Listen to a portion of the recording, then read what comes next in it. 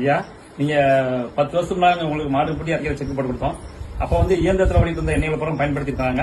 இந்த 10 வருஷத்துல வந்து இந்த மாடு பூட்டி அரைக்கிற எண்ணெய்க்கும் இயந்திரத்தில் உள்ள எண்ணெய்க்கும் நீங்க என்ன வேறுபாடு பாத்தீங்க? நிச்சயம் இது வந்து நான் 3 எண்ணெயிலே சொல்லும் போது இன்றைக்கு வந்து 3 வகையா நம்ம பிரிக்கலாம். ஒன்று வந்து வணிக தலங்களை கிடைக்கக்கூடிய எண்ணெய். அதை வந்து நீங்க வந்து ஒரு உணவுப் பொருளாவே வந்து நான் வந்து பார்க்கிறது கிடையாது. காரணம் என்னென்றால் வந்து அது உணவு பழக்கத்துக்கு நம்ம அடிமையாகிவிட்ட ஒரு எண்ணெய். அந்த எண்ணெய் வந்து அது வியாபாரத்துல வணிக தலங்களை கிடைக்கக்கூடியது. இரண்டாவதாக வந்து செக் மெஷின் வைத்து அதை நம்ம செய்யற ஒரு அதனுடைய வந்து ஆர்பிஎம் சொல்றது ரொட்டேஷன் பர் மினிட் என்று சொல்லப்படுவது வந்து 28 இருந்து 32 சுற்றுகள் இருக்குங்க.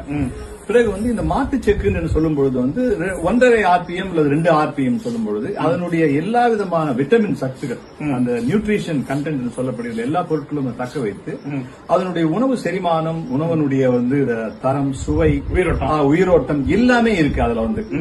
அதை விட முக்கியமான நான் வந்து ஒரு சின்ன ஒரு உண்மையான நிகழ்ச்சியை நான் உங்களுக்கு சொல்ல விரும்புறேன். நம்ம பள்ளிக்கூடத்துல நீங்க அந்த செக் போட்டு கொடுத்த பிறகு என்னுடைய நண்பர்கள் மத்தியில வந்து நாங்க செக் என்ன கொடுக்க ஆரம்பிச்சுங்க. பிறகு என்னுடைய நெருங்கிய நண்பர் பள்ளிக்கூட காலத்திலிருந்து ஏறக்குறைய ஒரு 45 வருடங்கள் எனக்கு வந்து பழக்கமான ஒரு நண்பர் வந்து அவர் வீட்டுக்கு நீங்க போட்டு கொடுத்த செக் மூலமா நான் கொடுத்த எண்ணெயை சாப்பிட்டு அவங்க வீட்டுக்கு வந்து அவருடைய மாமனார் வீட்டுக்கு வராரு.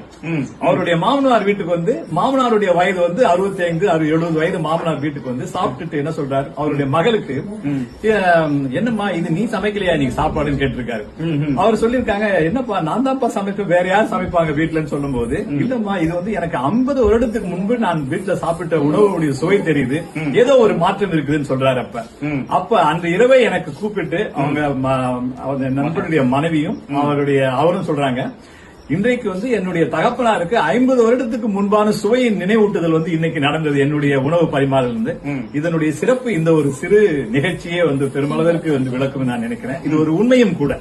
இதுதான் செக் எண்ணெயினுடைய ஒரு மகிமை செக்கனுடைய அற்புதம். அதோடு மற்றும் மகிமை அற்புதம் சொல்லும் போது எங்கேயோ கிடைக்கக்கூடியது கிடையாது. நம்முடைய அன்றாட வாழ்க்கையில நம்மளால வந்து பெறக்கூடிய ஒரு பொருள். இதை நம்ம வந்து பயன்படுத்தணும். அம்மியில அரைச்ச சுவை கிடைக்கும். ஆமாங்க மசாலா வந்து அம்மியில அரைக்கும் போது கிடைக்கிற சுவை வந்து அந்த உணவனுடைய உழைப்பனுடைய தன்மை இந்த போட்டி அரைக்கிற செக்ல.